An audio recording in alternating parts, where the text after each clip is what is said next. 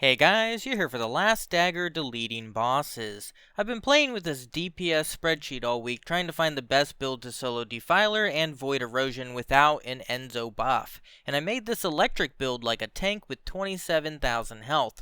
The first clip I just optimized for Defiler, and it's slightly different build than I will show you for Erosion. You'll see it's a point and shoot build, not a weak point build, and it works better. You can use this build anywhere, but it excels against targets very weak to electric, like Defiler and Erosion 24, 28, and 29, but also slaps Molten Fortress faster than Albion Cavalry chill build, even though he is strong against electric. So yes, it's an all-purpose gun. And it slaps 400 bosses too. Can the grenade launcher outdo this? Not at all. Put that thing away. This was all recorded on Xbox Series X. Since I play on controller, I would recommend playing Claw, because the only thing you need to do is reactivate your third skill as soon as it comes off cooldown and aim. Another option would be binding your right stick in or left bumper to the third ability, or use a controller with paddles, whatever is most comfortable. I also increased in-game aim assist when using this weapon, so it's a little stickier. Why does it do so much damage? It has 100% crit rate and no reload time. That's the secret. But why would I say my version is better than other ones around? I've focused on an element attack value instead of weak point or crit damage, which gives more DPS when less than 40% of your shots hit a weak point. And with this kind of fire rate, you know that's true. So to compare the two builds, weak point is sitting at 59 million and non is 22. Mine is 10 million less weak point, but 10 million more on body shots. Very forgiving, and with HP mods, it's very tanky. The special tech in this build is mental focus. At the start of the match, activate your 1 skill, then 3, then hold fire. Keep holding fire when reactivating the third skill, and you have 150 max stacks of mental focus damage before the encounter even starts, and for the rest of the fight. You will see that the free core that I chose is an element attack. Crit damage core is only better if you're hitting mostly weak points. Too much fire rate can cause the weapon to do the same or even less damage than normal, so stay away from 3 fire rate cores. For weapon substats, max crit hit rate allows us to do more damage because we can swap better insight with insight focus on the mods list. Insight focus adds crit hit damage, aka more base and weak point damage, better than going for weak point roll. And of course electric attack, because it's doing more damage than bonus versus faction, if you can believe that. That's the secret of stacking all of these element mods. The weapon mods are straightforward. I can use insight focus because of my substat roll we talked about. Mental focus over sharp precision shot because honestly SPS isn't working on this weapon at higher fire rates. And the flex slot is focus fire. You could try out electric circulation instead for better base damage for 5 seconds every 20 seconds, but focus fire is a better neutral game. Also, if you're building this gun to be chill focus, I would swap focus fire with overwhelm.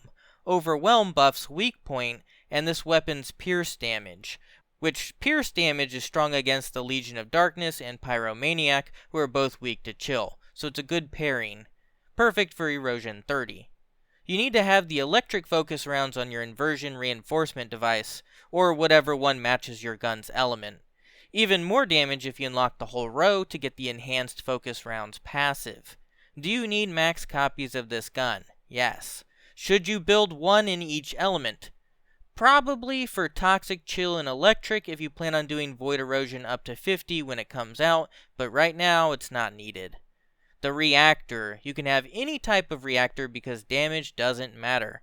You do need gold duration and cooldown. I have a couple of them. The 72 and 105 stat reactor has the same overall time as the 74 and 103, so getting a slightly better roll might not change your duration or cooldown at all.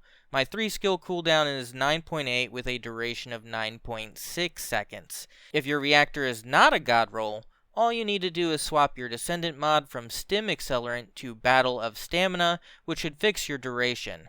But the goal is to get these numbers close together so you aren't activating your 3 skill too often, which would end up taking away DPS time. I picked these specific 2 Annihilation set pieces for their duration bonus, but they also have an intrinsic max HP.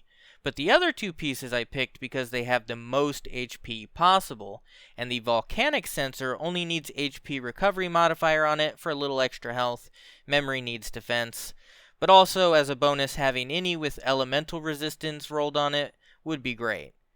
You will notice that I'm not using the Annihilation 4 set bonus or Acrobat, because honestly the Veteran 4 set bonus or Volcanic 4 set bonus works really well for a damage boost if you aren't worried about your health.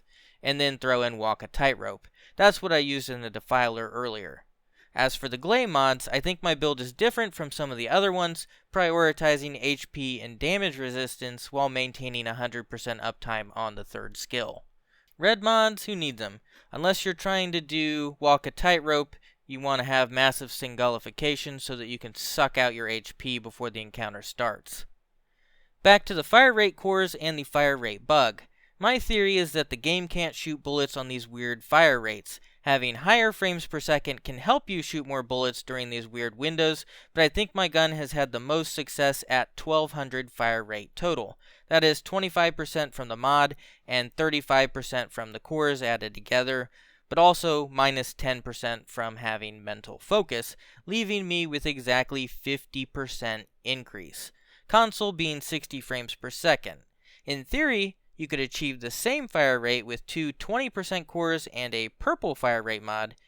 Either way, in my personal testing, when I had 49% fire rate, it seemed like I had the ghost bullet issue more, and not right now.